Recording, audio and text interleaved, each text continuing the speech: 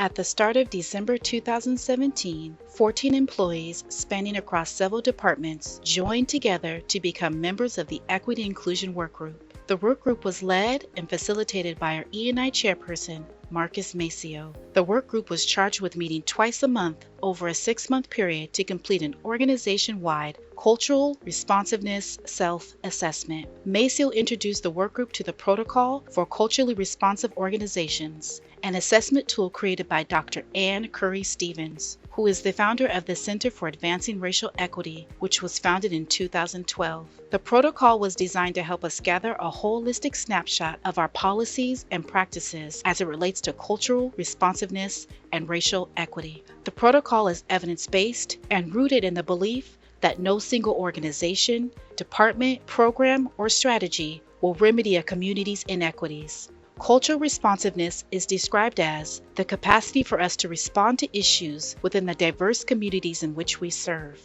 It requires knowledge and capacity at 4 different levels of service intervention: individual, professional, organizational, and systemic.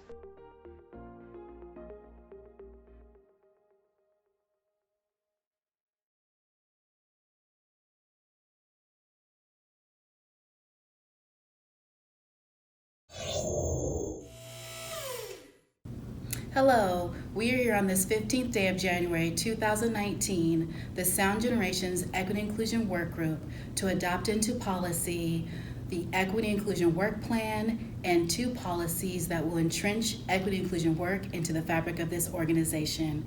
And before we sign this document, one of our Equity Inclusion Workgroup members, Nikki Bagley, would like to share a few words. One of my first classes in social work school was on social policy, and there I learned that most policies take several decades to enact. That was a painful history lesson. I couldn't imagine being on the road for that long. Since then, of course, I've learned that the road is even longer than several decades. But for the policies here today, for me it's been 6 years. For some others, it's been 9 and 10. This work that this group has had the honor and privilege of doing has been in connection with so many amazing leaders who bring years beyond that to the culmination of what we're presenting today. And it's a huge moment for us to be able to entrench in our practices and policies the kind of world that we envision for our staff and for the clients that we serve. And I have been involved with lots of different groups doing equity work in my time here, and from the moment this group met, I just knew there was something special. There was an energy about us that just hadn't been in any other room in any other group before. And so I couldn't have imagined us being here, but it doesn't surprise me at all. And then to add to that, that this great event is happening on Martin Luther King's birthday, another coincidence that just speaks to this group. So it's been such a great honor to be a part of it. I'm so grateful to each and every one of you. And I'm grateful to you, Jim, for endorsing what we've put together. And so with that said, we will take this moment to officially sign and adopt the policy and work plan into action. First, we'll start with my endorsement. Yeah.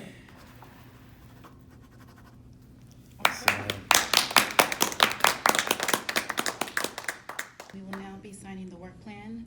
We have present our Board Equity Inclusion Board Committee Chair, Janet Ceballos.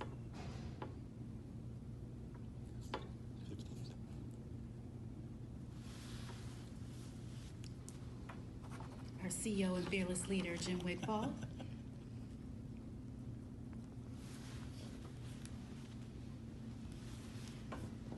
Myself, Brittany Blue.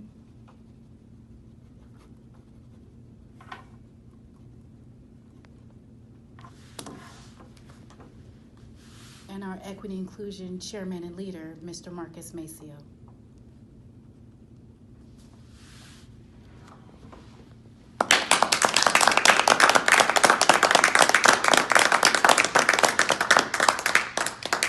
And to ensure that this work plan does not fall down, we also are adopting 2 policies to support the work plan. Policy number 1 Just me, huh? is the Equity Inclusion Department level work plan, which states to ensure consistent application of equity inclusion strategies and principles are developed across the organization.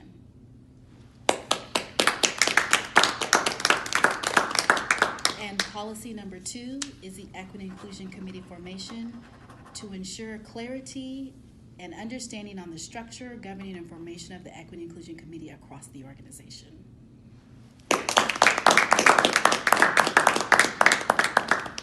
A moment to be proud of. Thank you all.